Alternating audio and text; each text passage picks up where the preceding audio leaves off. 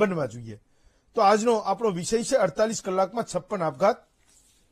આપણી સાથે 4 વક્તાઓ છે। નયનભાઈ પરીખ છે, પોતે અર્થશાસ્ત્રી છે। ડોક્ટર પૂર્વાંગી શુક્લા છે, એ સાયકોલોજીસ્ટ છે। જગદીશભાઈ મહેતા છે, એ વરિષ્ઠ પત્રકાર છે। અને નિજાનંદ બાપુ છે, એ પોતે બ્રહ્મચારી આશ્રમ ગોતરકાના મહંત છે, જે હંમેશા।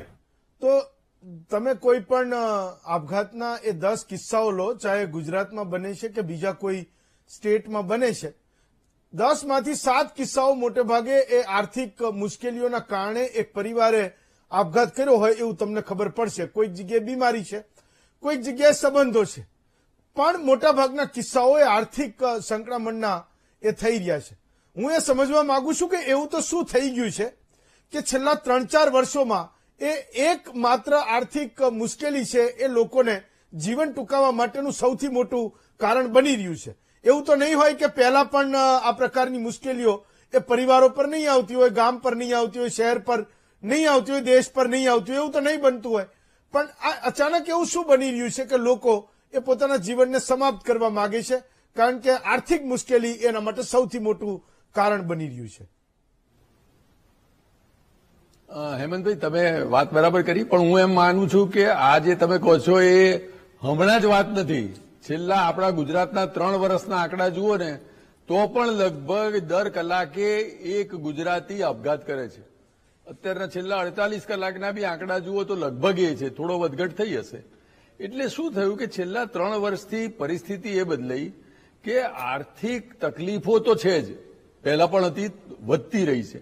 કોરોના પછી તકલીફો થોડી વધારે વધી છે અને આપણે જાણીએ છીએ કે બેરોજગારીની તકલીફો આજે કેટલી બધી છે।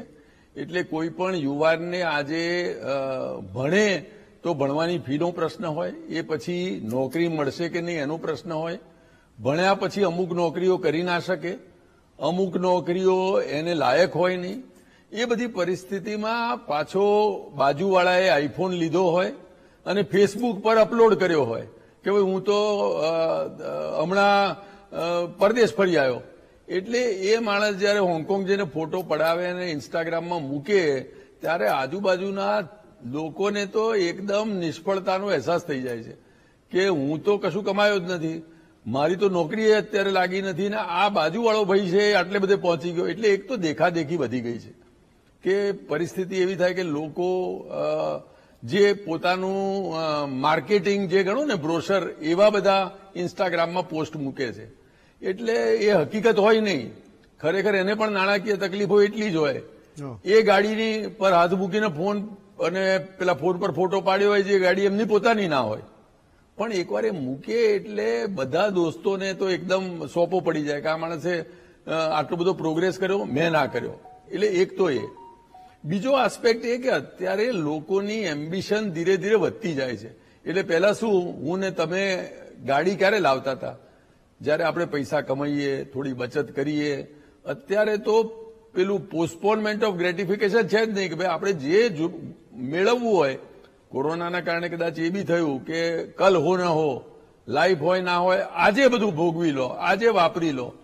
આવકો ઘટી, ફેસબુક ને ઇન્સ્ટાગ્રામમાં લોકોની જિંદગીઓના ચિતાર આપણને મળવા માંડ્યા અને આપણી પોતાની જિંદગી જુઓ તો આપણને જેટલા આજનું કરવાના અભરખા છે અને ખાસ યંગ લોકોને છે, એને ફોન, સ્માર્ટફોન જ જોઈએ, એનાથી વધારે આઈફોન જોઈએ, એને ફરવા માટેની થોડું ટ્રાવેલવાળી વાત જોઈએ અને નોકરીના પોતાના ઠેકાણા હોય નહીં। એટલે આ એસ્પિરેશન લેવલ બહુ વધી ગયા, લોનો મળવા માંડી ઇઝીલી।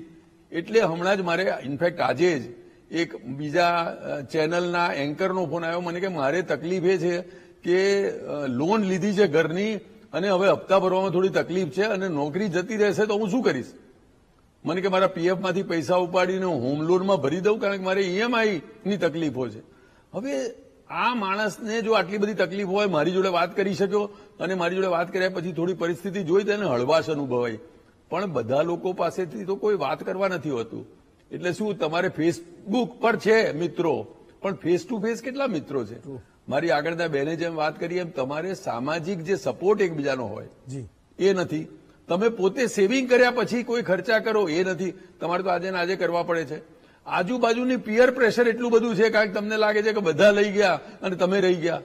આ બધા પરિબળો ભેગા થાય ત્યારે માણસને સાવ હતાશા ઘેરી વળે છે અને ત્યારે વાત કરવા માટે કોઈ હોતું નથી. ઈએમઆઈના ચેકો આપેલા હોય છે, નોકરી છૂટવાના આરે હોય છે, બોસ એકવાર ધમકાવે ત્યારે માણસ એટલો ડિપ્રેશનમાં જતો રહે છે કે કાલે છોડી દેશે નોકરી બને તો હું શું કરીશ.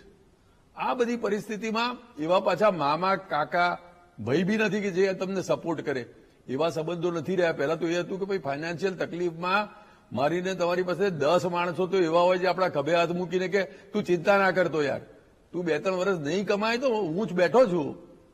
એ ફેમિલી સપોર્ટ, એ દોસ્તોનો સપોર્ટ એ બધો ઘટતો જાય છે. ફેસબુક ને ઇન્સ્ટાગ્રામમાં છે એની પાસે પૈસા નહીં મંગાય, તરત બંધ કરી દેશે ફોન, તરત તમને અનફ્રેન્ડ કરી નાખશે. આ બધી સામાજિક પરિબળો, કથળતી આર્થિક પરિસ્થિતિ, લોકોની વધતી અપેક્ષાઓ, લોન અને નાણાંની ઇઝી અવેલેબિલિટી જેના કારણે તમે એકવાર પૈસા લઈ તો લો પણ પછી લોન શાર્ક તમને ઘેરી વળે.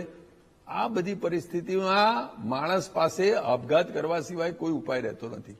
બહુ સાચું.